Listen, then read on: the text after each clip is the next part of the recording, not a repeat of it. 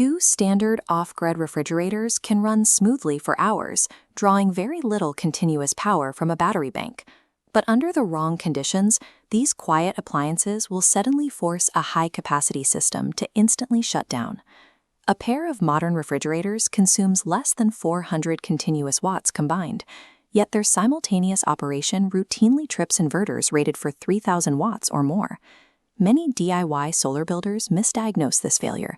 They calculate their expected running loads, check that number against the manufacturer's printed surge rating, and assume the hardware is defective when the system collapses.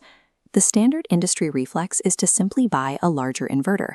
That approach ignores the actual physics causing the shutdown. These power failures rarely originate from a lack of AC capacity. They are the result of an invisible, cascading failure on the system's DC supply line. The highest risk for this failure occurs at the exact moment power is restored after a blackout, or when a generator transfer switch engages. During a power outage, internal appliance temperatures rise. When electricity returns, multiple independent thermostats synchronize by accident, commanding their respective appliance motors to restart at the exact same millisecond. This perfectly overlapping electrical demand creates an extreme transient anomaly, a severe power spike that standard off-grid sizing formulas completely ignore. To fix this instability, we have to trace the path of the failure backward. We start at the trapped inverter, follow current through the physical cables, and examine the internal battery chemistry. Sizing an off-grid system purely for continuous watts creates a dangerous illusion of safety. It masks the violent dynamic physics of transient states. We start by looking at the internal mechanics of a single refrigerator compressor attempting to spin up from a dead stop. Before it can begin cooling, the stationary electric motor must instantly overcome heavy mechanical inertia, as well as the dense, unequalized gas pressure trapped inside the refrigerant lines. To generate the massive starting torque required, the motor briefly behaves almost identically to a short circuit. Engineers call this locked rotor current. This graph maps the exact shape of that electrical event, a massive, instantaneous power spike that lasts for less than a second before dropping off and flattening into a low, steady running current. The chaos is introduced when a second compressor attempts to restart at the exact same moment. Notice the math here. When the locked rotor current of the second motor combines with the first, the resulting power spike reaches the safe operating limits. The inverter's internal computer does not perceive two small, efficient household appliances. It registers a single, violent, industrial-scale surge event. This overlapping AC spike initiates a secondary, more severe failure on the DC side of the system. If we shift our perspective across the inverter, we leave the AC appliance side and enter the DC battery supply side. Because of the law of conservation of energy, the battery bank must instantaneously supply the exact amount of extreme energy demanded by the combined AC surge. This schematic calculates the required conversion. To supply a sudden 2,000-watt AC spike, we divide that power by the battery voltage and the inverter's efficiency. On a 12-volt battery bank, the system suddenly attempts to pull more than 180 amps of direct current. Operating at 120 volts AC hides the severity.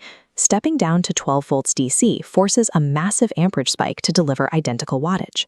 Moving 180 amps forces an immense volume of electrons through a physical, thermal path from battery to inverter. DIY builders routinely underestimate the sheer thickness and quality of copper cabling required to handle these fractions of a second. Low-voltage off-grid systems act as hidden current multipliers. They are uniquely vulnerable to compressor restarts. Moving that multiplied DC current through copper cables, safety fuses, and ring terminals carries physical consequences. No matter how perfectly a system is installed, every single physical component possesses inherent electrical resistance. This gauge tracks the voltage drop governed by Ohm's law. As the massive surge current from the compressor overlap multiplies against the resistance in the physical wiring, a direct inverse reaction occurs. The higher the instantaneous current climbs, the deeper the system voltage sags. The inverter's internal computer monitors the supply voltage continuously. When it detects the sudden starvation of voltage across the terminals, it instantly severs the connection. The inverter did not shut down because the physical AC load was too heavy. It shut down to protect its own circuitry from a collapsing DC power supply.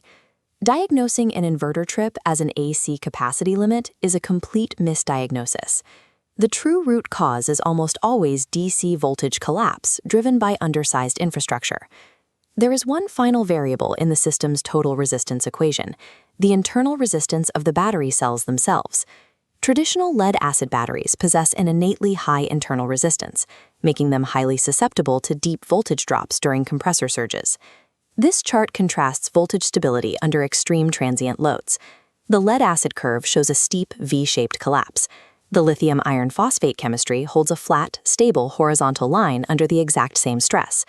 Lithium iron phosphate effortlessly absorbs high transient discharge rates. It delivers the massive amperage required by the inverter without the extreme voltage sag that triggers a shutdown. Relying on weak battery chemistry and undersized cables traps the system in a brutal cycle of repeated trips and hard restarts. This inflicts insidious, cumulative damage. Every violent transient event applies severe thermal stress to the inverter's internal MOSFETs, burns out mechanical relays, and degrades the energy-storing capacitors.